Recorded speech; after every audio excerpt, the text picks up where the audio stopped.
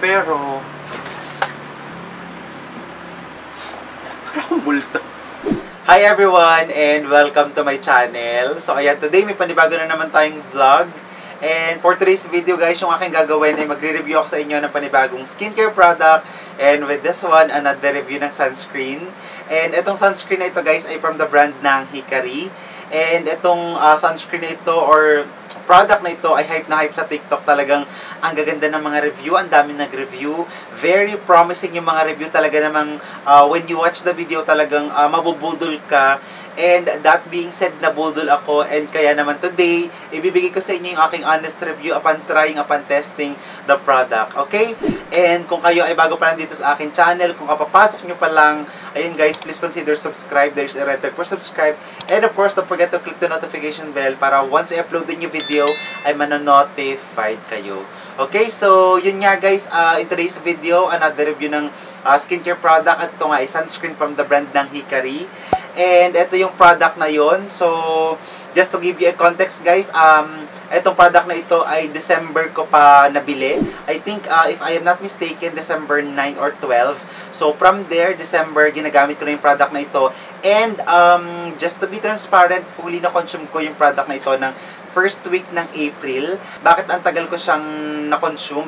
Hindi ko siya consistent na ginamit na talagang halos everyday. From time to time, tinatest ko siya, tinatry ko siya kung maganda ba, ano yung magiging reaction ng aking skin. Sa video na ito ay i-share ko sa inyo yung aking experience na dry ang aking skin, moisturize yung skin ko, dark yung skin tone and light yung skin tone. So, i-share ko sa inyo yung apat na yun later. And itong product na ito ay nabili ko sa TikTok for only 160 pesos. Pero, iba-iba yung mga shop. Pero, ako personally, nabili ko siya ay 160 pesos. And, so 160 pesos, you will get 50 ml. Now, what I love with the product is this one ay broad spectrum. Meaning to say, napoprotektahan yung ating skin from UVA at UVB. Kasi yung paggamit ng sunscreen ay napoprotektahan yung ating skin sa skin premature aging, meaning to say hindi mabilis tumanda yung ating skin, hindi mabilis magka-wrinkles, kasi if hindi tayo gumagamit ng sunscreen, possible na magkaroon tayo ng melasma, mabilis na pagtanda ng ating skin cancer at madami pang iba. Pero yung pinaka role talaga ng ginagawa ng sunscreen ay para maproteksyonan yung ating skin sa skin premature aging. The product ay non-comedogenic, hindi nakakapag-clog ng pores, and also lightweight and fast absorbing, radiant finish, wear alone or under makeup, and suitable for all skin types. So, pwede siyang gamitin under the makeup, very lightweight daw, and suit for all skin types. So, meaning to say, if you have sensitive na skin, pwede nyo itong matry.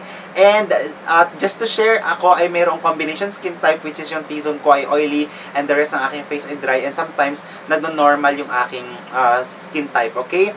Ito yung product, ito yung packaging. I don't have anything to say with the packaging, okay lang naman siya. Nakalagay siya sa ganitong pouch, 50 ml, medyo madami na siya.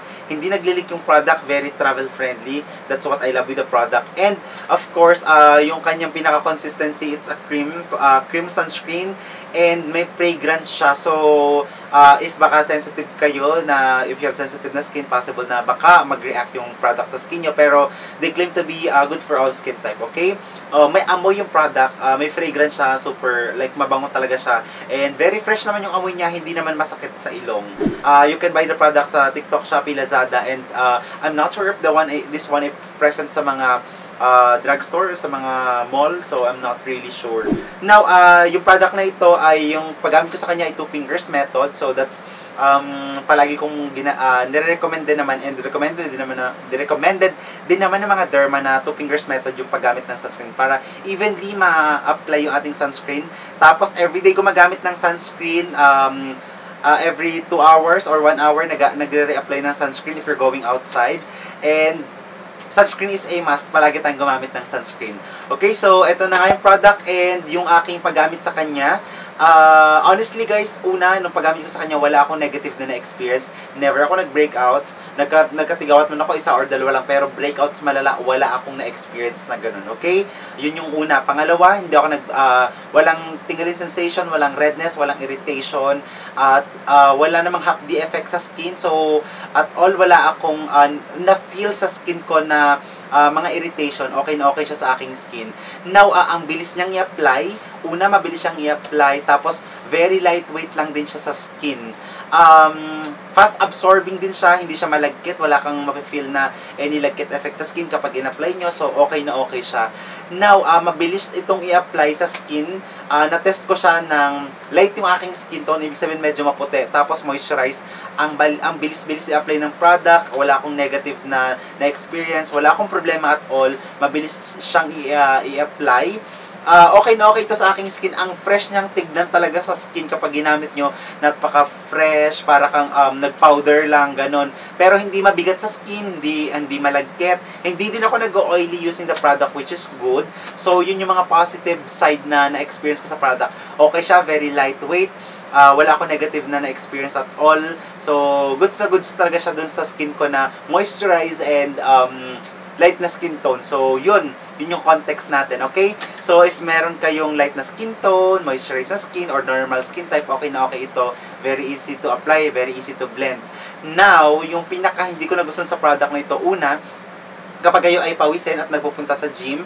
So, na-try ko itong product na ito na ako ay nagpupunta, like, kapag ako ay mag-gym, parang ilang beses ko na-try ito, ang pangit niya sa skin because kitang-kita na nagkakayat yung product na, alam mo, para pag nagpawis ka, nakayat dito, nagbubuo-buo siya sa noo, sa side na ganito. So, kitang-kita na may in-apply ka na sunscreen sa iyong skin, and kitang-kita na nagkakayat siya sa part dito kasi medyo maputi na, parang medyo brownish na yung kinakalabasan niya when applied sa skin, na pawisin. So, ang theory ko, kapag kayo ay pawisin, baka possible na ma-experience yun. Pero, depende pa din, vice versa pa din yung ating ma-experience. Possible na ganun yung na-experience ko at hindi nyo yun ma-experience. Okay? Ayokong gamitin yung product nito na dry yung aking skin, and also, dark yung aking skin tone kasi halatang halata yung aking mukha, yung aking leeg ay hindi ganoon match yung color or yung skin tone. Parang multo. So, dark yung leeg, pero yung mukha medyo light. So, ayoko yung moment na ganun. So, ganun ko siya na-experience na dark yung aking skin tone. So, therefore, kung kayo ay may mga dark skin tone, possible na para ka lang naman nagpolvo, pero halata na may something sa iyong skin. Brightening effect na meron ito, pero yun nga, para kang nag-powder, pero kapag ka may dark skin tone ka, possible na mahalata. Kung ayaw nyo na parang noticeable na may nilagay kayo sa inyong skin, ganun. So, baka this is not for you. Tapos, kung kayo ay nagre-rejuvenating set, nagtutuklap na yung skin, this is not for you. Kasi, halatang-halata, nagkikling siya dun sa mga area na nagbabalat. Tapos, dun sa ganito ko, halatang-halata siya. So, hindi ako nagre-rejuvenating set, ha. Dun lang sa dry na skin ko, tapos halatang-halata na may product sa aking skin. Kasi, nagkikling siya dun sa mga area. So, hindi ko siya bet na gamitin talaga kapag ako ay mag-gym, kapag dry at saka dark yung skin tone ko, hindi ko ginagamit to kasi yun nga, ang pangit niyang tignan sa skin. Now, kung ako naman ay light yung skin tone ko, tapos moisturize yung aking skin, okay na okay naman sa akin, wala naman akong problema. Tapos, ang hirap niyang i-apply kapag dry yung skin kasi nagsiset na dito, pero dito sa area dito, ang hirap niyang parang i-apply, parang maputi na dito, pero sa area dito, hindi pa din. Parang hindi talaga siya pantay. For me, okay lang siya sa akin, pero this is not the sunscreen na talagang like hype na gagamitin ko talaga everyday na uulit-ulitin ko pang gamitin. So for me, okay lang ito. So possible yung na-experience ko ay maging iba sa experience nyo. So hindi ko naman kayo pinipigilan na wag i-try itong sunscreen ito. You can try, depende sa inyong kung gusto nyong masubukan, pero that's my personal experience upon trying, upon testing the product. Okay? Yung mga pakiramdam na nag-powder kayo, nagpulbo kayo, gusto niyo yung mga ganong feeling, ganun yung gusto niyo appearance, okay na okay naman ito, pwede nyo itong matry. Okay? So, that's my honest review upon trying, upon testing the product. And if you like this video, guys, kung ako ay may hindi na-share sa video nito, you can comment sa comment box, and of course, I will answer all your questions.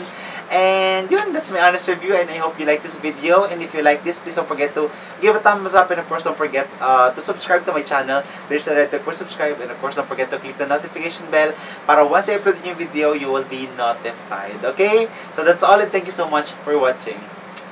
Bye-bye!